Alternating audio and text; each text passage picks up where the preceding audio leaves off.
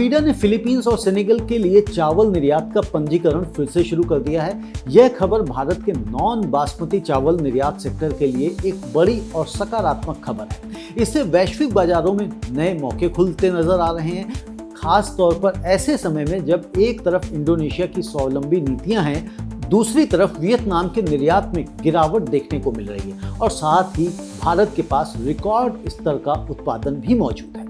इन सभी के बीच भारत अपने निर्यात संतुलन को बनाए रखने की कोशिश कर रहा है। यह खबर हमारी पिछली चर्चाओं से सीधे जुड़ी हुई है, जहां हमने अफ्रीकी और एशियाई बाजारों में मार्केट डाइवर्सिफिकेशन पर खास जोर दिया था। फिलीपींस और सेनेगल ने अपने चावल आयात पर लगाए गए अस्थायी प्रतिबंध हाल ही में हटा दिए हैं। फिलीपींस ने सितंबर 2025 से शुरू हुआ 4 महीने का आयात प्रतिबंध जनवरी 2026 में खत्म कर दिया है। अब वहां का कृषि विभाग ब्यूरो ऑफ प्लांट इंडस्ट्री करीब 5 लाख टन नॉन बासमती चावल के लिए sanitary and phytosanitary import clearances process कर रहा है। इसमें से 50,000 टन चावल सरकारी एजेंसियों के लिए आरक्षित रखा गया है। हालांकि फिलीपींस ने आयात ड्यूटी को 15% से बढ़ाकर 20% कर दिया है। वहीं दूसरी तरफ सेनेगल ने भी चावल पर लगाया गया 1 महीने का अस्थायी प्रतिबंध वापस ले लिया है। यह प्रतिबंध नवंबर 2025 में घरेलू सरप्लस की वजह से लगाया गया था।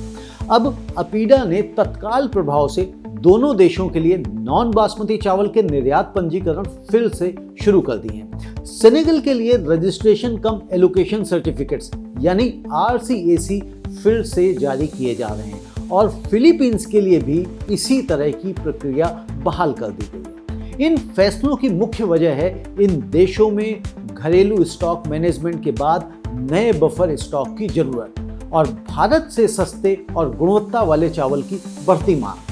इसका प्रभाव बेहद सकारात्मक रहने वाला है। सबसे पहले बात हम भारतीय किसानों की करें तो खास तौर पर नॉन बासमती चावल उत्पादक राज्यों में जैसे तेलंगाना, आंध्र प्रदेश और छत्तीसगढ़ निर्यात बढ़ने से मांग बढ़ेगी, दाम बेहतर मिलेंगे और किसानों की आय में इजाफा होगा, क्योंकि जब चावल बाहर जाएगा तो घरेलू बाजार पर दबाव भी कम होगा।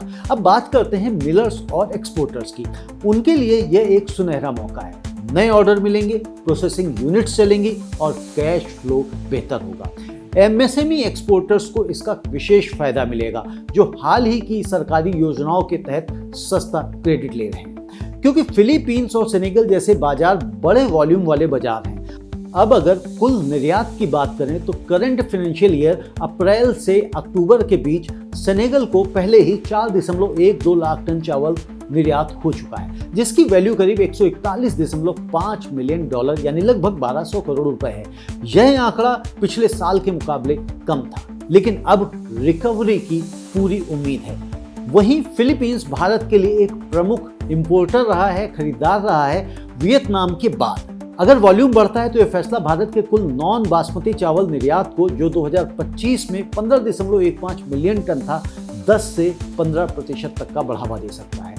अब अगर हम इसके बिजनेस इंप्लीकेशंस की बात करें तो कुछ रिस्क भी हैं। फिलीपींस में 20% आयात ड्यूटी और स्पेसिफिक पोर्ट्स और वॉल्यूम लिमिट निर्यात की लागत बढ़ा सकते हैं।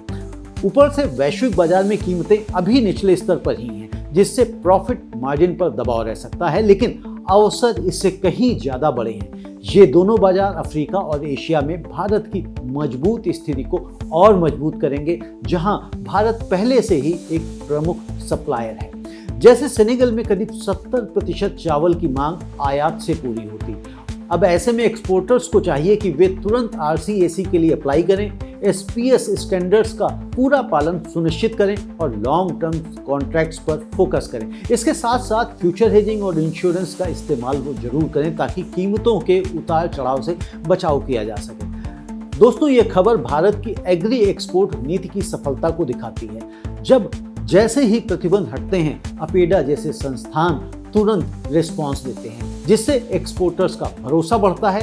यह ऐसे चुनौतीपूर्ण समय फैसला आया है जब इंडोनेशिया चावल आयात न करने का मन बना चुका है। इससे बाजार में एक संतुलन बनता है। अब सरकार को चाहिए कि इन बाजारों में डिप्लोमेटिक प्रयास और बढ़ाएं और बजट में एक्सपोर्ट प्रमोशन फंड बढ़ाएं। कुल मिलाकर यह फैसला भारत के फूड पावर स्टेटस को मजबूत करता है और एक्सपोर्टर्स इसे एक बिग अपॉर्चुनिटी में बदल सकते हैं। दर्शकों, ये खबरें हमें साफ दिखाती हैं कि जब बाजार से प्रतिबंध हटते हैं तो नए मौके खुलते हैं।